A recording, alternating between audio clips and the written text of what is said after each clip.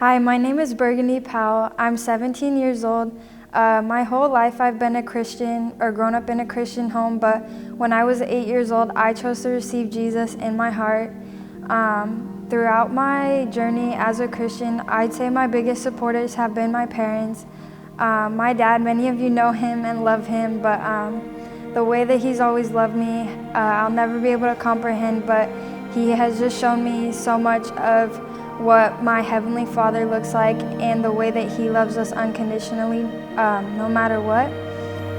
My mom, she is my best friend. She's been my rock and my supporter throughout these years, and she's just been there through the hardest times and the best times, and she's always helped me remember that I'm a godly woman no matter what. When I was 13 years old, I went into my mom's room one night and I started bawling, and I looked her in the eyes and said, "Mom, I need you, and I can't go on without you, and I can't do this life without you." In that time, she's been there for me, and here I am at 17, wanting to make that same cry, but to God, just knowing that I need Him now more than ever.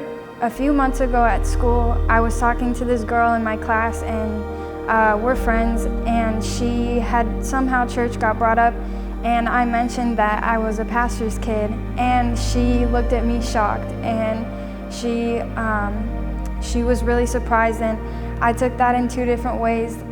The first thing that I got from that was, wow, I realized in that moment that I had not been acting any different than anybody at school, that I was no different, that I was just like all of them, and I realized in that moment that I wanted to be better. I wanted to show that I really was a Christian and what my values were.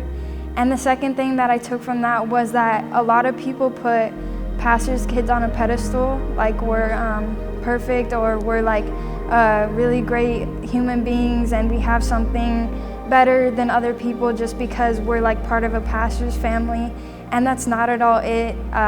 I'm just as imperfect as the next person. One of my favorite verses lately has been Exodus 14:14 that says, "All you have to do is be still and I will fight for you."